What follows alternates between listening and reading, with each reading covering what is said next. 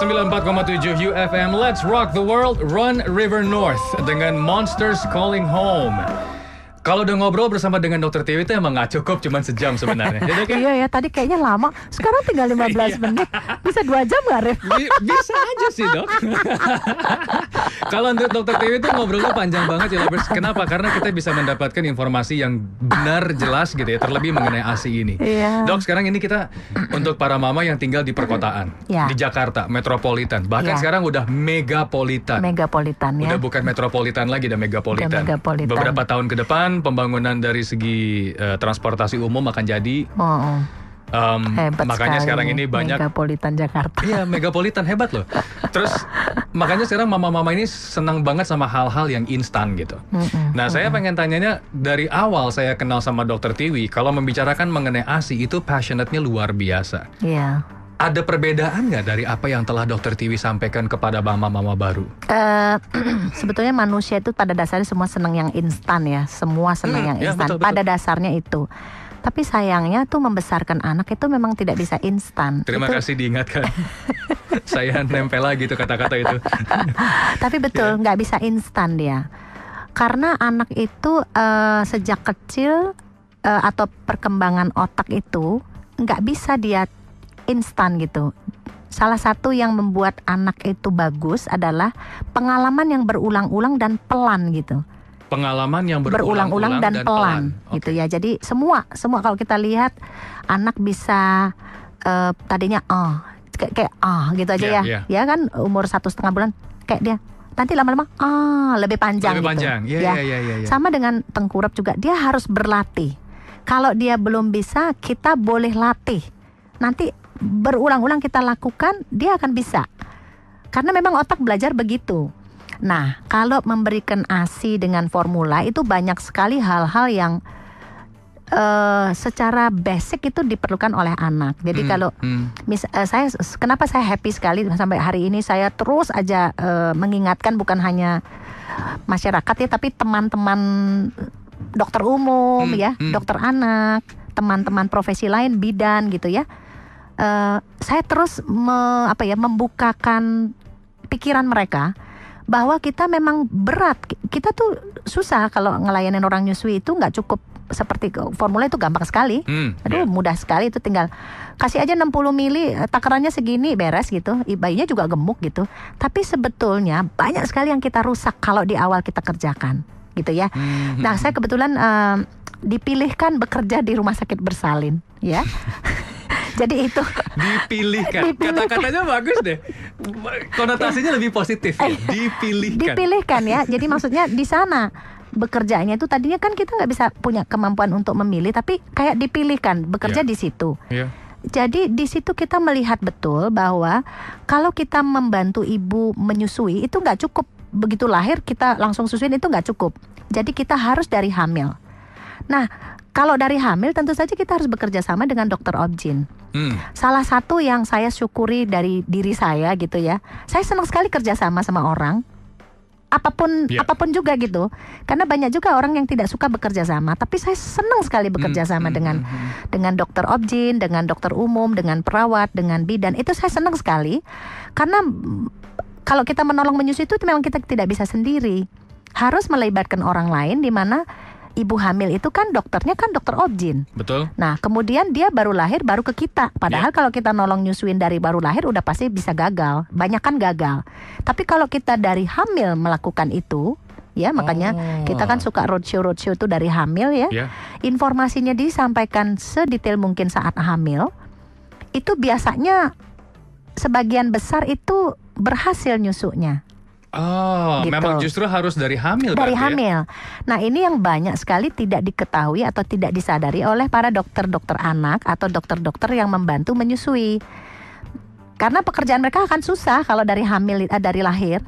Saya aja kalau misalnya besok seksio misalnya, terus saya tanya, ibunya udah pernah ketemu saya belum gitu? Belum gitu. Wah, saya 30 menit sebelumnya misalnya lahir jam 6, setengah 6 saya datangi. Itu pun informasi kita sebelum melahirkan itu aja juga udah loncat-loncat di ibu. Dia nggak sempat mengendap informasinya. Makanya kalau bisa kita mengedukasi tentang ASI, bedanya ASI dan formula, bagaimana ASI itu diproduksi, itu kita harus sampaikan jauh sebelum kelahiran terjadi. Tapi sekarang berarti perubahannya juga udah mulai banyak nih, berarti kan ibu-ibu yang sudah paham. Iya. Kalau di Jakarta sih itu mungkin karena ada macam-macam jalur informasi ya. Iya, itu. Tapi kalau di daerah ya, atau coba deh ke Surabaya aja gitu ya, ke kota besar juga gitu, juga nggak semudah seperti di Jakarta. Informasi tentang ASI, atau misalnya ke daerah-daerah kota besar gitu, atau ke Kalimantan situ, Pontianak itu kan kota besar, itu nggak mudah. Karena kenapa kita tahu begitu? Ya kita kalau ditanyain di Twitter juga orang-orang di situ kan pada nggak nyusu. Kenapa? Karena informasinya itu kayak belum disebarkan sebelum kehamilan atau kelahiran terjadi gitu. Nah itu agak berat gitu. Makanya kalau saya selalu sih ngobrol-ngobrol sama teman-teman itu, saya selalu ingatkan, jangan nanti ibu hamil datang ke dokter anak, kita nanya bayinya mana gitu kan. Ya itu berarti kan nggak tahu bahwa informasi itu harus disampaikan pada saat hamil. Nah itu yang membuat saya bersemangat. Kenapa? Karena menurut saya tuh ASI itu betul-betul itu agak ajaib gitu loh, ASI itu ya. Agak ajaib gitu ya. Karena gini, kok dikit tapi kok kalau di hari pertama kan dikit banget, orang 0,2 mili gitu. Tapi kalau kita hubung-hubungkan dengan fisiologis bayi baru lahir, kok bisa cocok gitu. Artinya kan udah bener settingnya. Betul. Nah itu yang waktu saya sekolah dokter anak pun tidak diajarkan hal-hal itu gitu. Oh ini jadi belajar sendiri, belajar sendiri setelah jadi dokter anak. Terus kita kan jadi belajar. Kita memang saya mungkin dulu karena saya menyusui anak saya, dan anak saya kan menjadi anak yang sehat gitu ya. Gede gitu badannya. Sehat dan jarang sakit gitu ya. Terus saya merasa ini kayaknya pengalaman ini harus saya sebarkan ke orang lain. Kemudian dulu waktu anak saya lahir tahun 90, ASI itu kan baru populer di Indonesia tahun 2007-an. Ya sebetulnya ya. Dulunya itu waktu saya tahun 2000 juga belum sepopuler hari ini gitu. Itu malah kita diketawain kalau kita bilang mau nyusuin gitu. Diketawain, betul-betul diketawain. Di samping karena memang kan susu formula itu uangnya banyak sekali gitu ya. Penetrasinya luar biasa. Ya terhadap mereka punya uang banyak sekali untuk memarketingkan produknya gitu ya. Nah dan negara kita ini 4,5 juta kelahiran 1 tahun gitu. Tentu saja ini market yang baik buat mereka gitu. Nah itu yang membuat informasinya ke masyarakat juga mungkin tertahan gitu. Nah tapi saya bikin klinik bayi sehat, sampai saya bikin antenatal care gitu ya, antenatal laktasi. Kenapa saya bilang klinik bayi sehat? Emang anaknya sehat semua jadinya gitu. Dan betul-betul ya kalau satu buku kunjungan itu, mungkin anaknya Arif kan punya satu buku kunjungan, itu kalau anak-anak ASI itu udah umur 3 tahun 4 tahun itu bukunya baru separuh kepakai. Tapi berbeda kalau kita melakukan atau melihat bayi-bayi yang kita tanganin dengan formula, atau saya punya banyak bayi-bayi yang adopsi misalnya gitu ya. Itu kita agak berat nolong mereka di 2 tahun pertama, terutama di 1 tahun pertama, di mana kekebalan itu kan sangat rendah.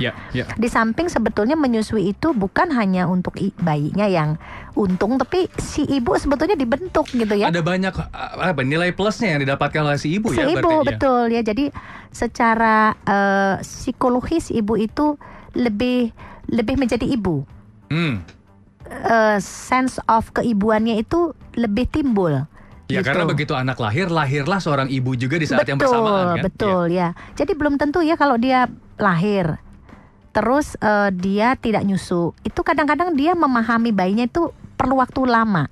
Tapi seorang ibu menyusui biasanya sih saya lihat sekitar 6-8 minggu mukanya aja berubah. Mukanya tuh lain gitu. Keibuannya tuh ada, lain kan ya kalau saya sih selalu ingat anjing saya di rumah ya. Nggak beneran maksudnya. Anjing itu kalau nggak punya anak kan mukanya beda sama sudah punya anak dan nyusu. Itu mukanya tuh berbeda gitu.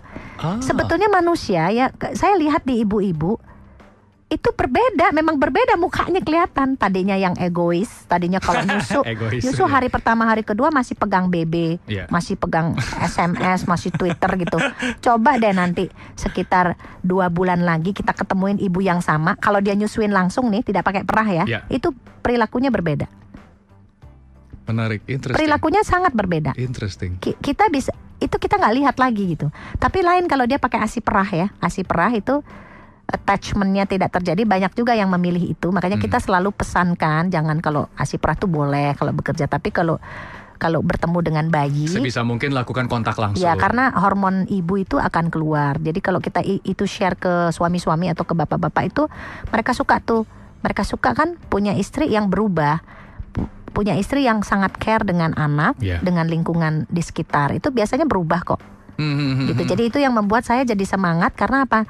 Orang itu merubah sesuatu ke hal yang baik, masalahnya itu. Iya, betul. Ya, jadi itu yang membuat kita, kalau kita nggak kerjain atau kita nggak lakukan, kayak kita tahu itu satu kebenaran, tapi kita nggak lakukan gitu jadinya.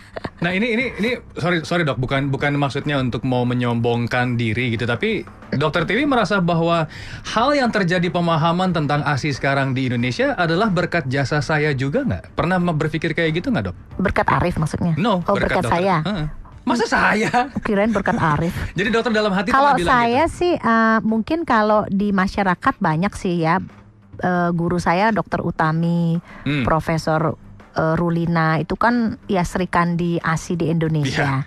Saya tidak pernah merasa itu, tetapi mungkin kalau di orang-orang terdekat ya seperti rumah sakit saya, mungkin ya kalau di rumah sakit saya, mungkin bukan berkat saya sih, mungkin saya duluan sadar gitu. Jadi saya berusaha untuk menyadarkan orang. Setelah mereka sadar sih semuanya bergerak gitu. Karena sadar itu penting gitu ya. Jadi bukan karena saya, tapi menyadar. Oh, saya duluan sadar gitu. Bagus. Duluan sadar, terus saya kasih tahu direksi, saya kasih tahu owner rumah sakit. Kemudian saya kasih tahu perawat-perawat, semua orang yang bekerja di sana, bahwa nomor satu yang mereka kerjakan untuk anak mereka dulu. Karena ini kan satu hal baik. Betul. Dan kalau kita bisa menciptakan atau mengkondisikan satu kondisi di mana orang menyusui banyak di situ, itu dia nolongnya juga bisa gitu, lebih mudah gitu. Tapi kalau dia tidak mengerjakan untuk anaknya atau keluarganya, atau saya pribadi tidak membantu bidan atau perawat yang bekerja di rumah sakit saya, tenaga medis profesional itu tersebut, saya juga akan susah meminta mereka membantu orang lain.